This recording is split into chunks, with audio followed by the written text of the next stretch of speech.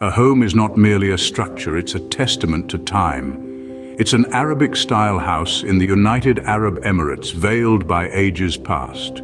This house, an echo of the past, stands as a beacon of cultural heritage, waiting to be restored to its former glory.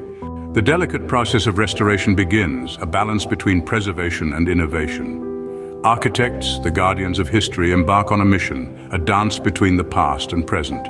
Study the structure, every corner, every detail, like artists studying a masterpiece. The original design is their compass.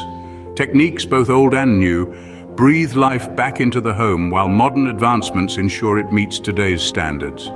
The path of restoration is fraught with challenges, puzzles to be solved, how to blend the old with the new without disrupting the original charm. Every challenge, a testament to their creativity.